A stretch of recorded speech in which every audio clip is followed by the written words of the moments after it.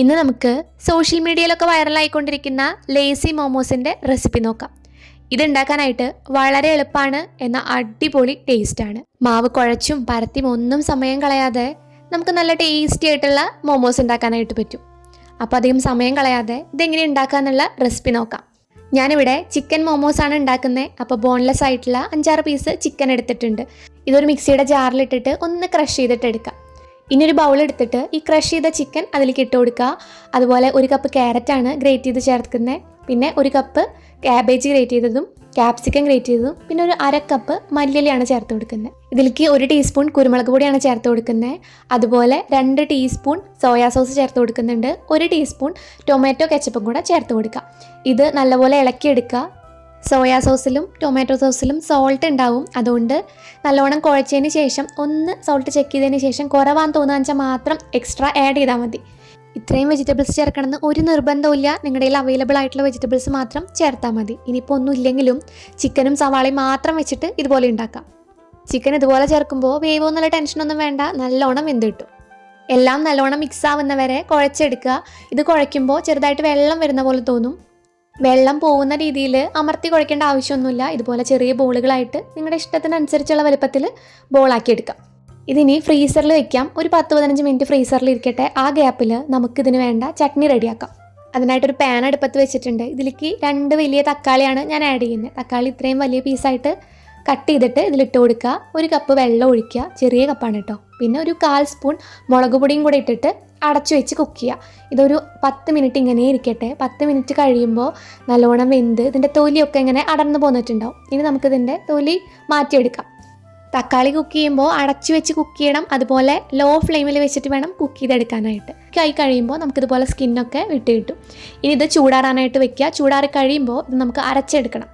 ഇനി ഒരു പാൻ അടുപ്പത്ത് വെക്കുക. അത് ചൂടായി കഴിയുമ്പോൾ അതിൽ 1 സ്പൂൺ ഓയിൽ ഒഴിച്ചു കൊടുക്കുക. ഓയിൽ ചൂടായി കഴിയുമ്പോൾ ചെറിയ പീസായിട്ട് കട്ട് ചെയ്തിട്ടുള്ള ഇഞ്ചിയും വെളുത്തുള്ളിയും കൂടെ ഇട്ട് കൊടുക്കുക. ഇത് നല്ലോണം മൂപ്പിച്ചെടുക്കണം. ഇതൊന്ന് മൂത്ത് കളറ് മാറി വരുമ്പോൾ നമ്മൾ നേരത്തെ അരച്ച് വെച്ച തക്കാളിൻ്റെ മിക്സ് ഇതിലേക്ക് ചേർത്ത് കൊടുക്കുക. ജാറിൽ കുറച്ച് വെള്ളം ഒഴിച്ചിട്ട് ഒന്ന് ചുറ്റിച്ചിട്ട് അതും കൂടെ ഇതിലേക്ക് ഒഴിച്ചു കൊടുക്കുക.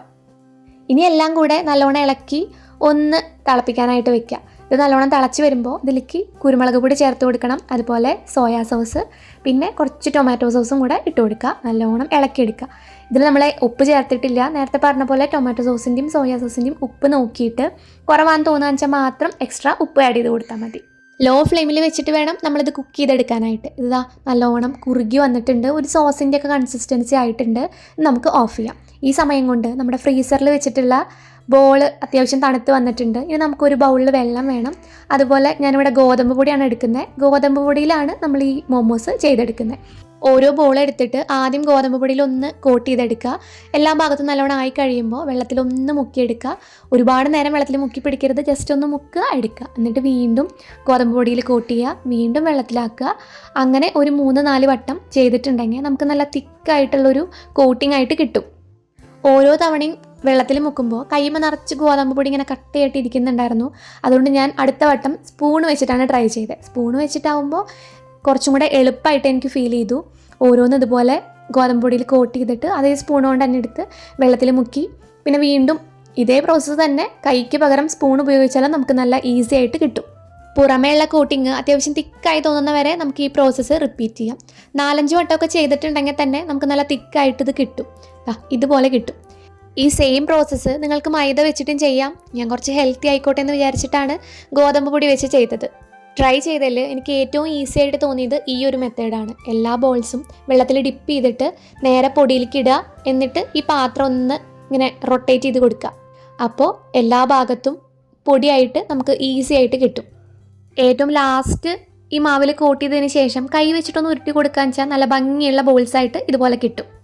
നല്ല തിളച്ച വെള്ളത്തിലിട്ടിട്ട് തിളപ്പിച്ചെടുത്ത് ഇത് കുക്ക് ചെയ്യണതാണ് ഞാൻ വീഡിയോസിലെല്ലാം കണ്ടത്. പക്ഷെ ഞാനിവിടെ സ്റ്റീം ചെയ്തിട്ടാണ് എടുക്കുന്നത്. സാധാരണ മോമോസ് ഉണ്ടാക്കുന്ന പോലെ ഒട്ടിപ്പിടിക്കാതിരിക്കാനായിട്ട് തട്ടിൽ ഓയിൽ അപ്ലൈ ചെയ്ത് കൊടുത്തിട്ടുണ്ട്. അതിനുശേഷം നമ്മൾ ഓരോ ബോൾസും വെച്ചിട്ട് ഒരു 10 മിനിറ്റ് ഹൈ ഫ്ലെയിമിൽ വെച്ചിട്ടാണ് ഞാനത് സ്റ്റീം ചെയ്തെടുത്തിട്ടുണ്ടായിരുന്നത്. 10 മിനിറ്റ് കഴിഞ്ഞപ്പോൾ നല്ല അടിപൊളിയായിട്ടുള്ള നമ്മുടെ മോമോസ് റെഡിയായി വന്നിട്ടുണ്ട്. സാധാരണ മോമോസ് ഉണ്ടാക്കുമ്പോൾ നമ്മൾ മൈദ കുഴച്ചും പരത്തിയും അത്രയും തിന്നായിട്ടൊക്കെ കിട്ടണം. പിന്നെ അത് ചുരുട്ടുന്ന രീതിയൊക്കെ ഉണ്ട്. പക്ഷേ ഇത് നല്ല അടിപൊളിയായിട്ട് കിട്ടി. ടേസ്റ്റിലും ഒരു വ്യത്യാസവും എനിക്ക് ഫീൽ ചെയ്തില്ല. ഞാനിവിടെ മൈദയ്ക്ക് പകരം ഗോതമ്പ് പൊടിയാണ് യൂസ് ചെയ്തത്. എന്നാൽ പോലും ഞാൻ മുന്നേ മൈദ വെച്ചിട്ടുണ്ടാക്കിയ സാധാരണ മോമോസ് കഴിച്ച ആ ഒരു ടേസ്റ്റ് തന്നെയാണ് എനിക്കിവിടെ കിട്ടിയത്. സോഫ്റ്റ് ആയിട്ടുള്ള ഈ മോമോസും നമ്മളിതിന് വേണ്ടി ഉണ്ടാക്കിയ ചട്നിയും കൂടെ കഴിക്കാൻ നല്ല അടിപൊളി കോമ്പിനേഷൻ ആയിരുന്നു. ഇത് കാണുമ്പോൾ തന്നെ അറിയാം പുറമേയുള്ള കോട്ടിങ് വളരെ തിന്നാണ്, അതുപോലെ ഉള്ളിലുള്ള എല്ലാം നല്ല കുക്കായി വന്നിട്ടുണ്ട്. അപ്പോൾ ട്രൈ ചെയ്ത് നോക്കിയിട്ട് ഫീഡ്ബാക്ക് പറയാൻ മറക്കല്ലേ. വീഡിയോ ഇഷ്ടമായെങ്കിൽ ലൈക്ക് ചെയ്യുക, ഷെയർ ചെയ്യുക. ഇതുപോലുള്ള വീഡിയോ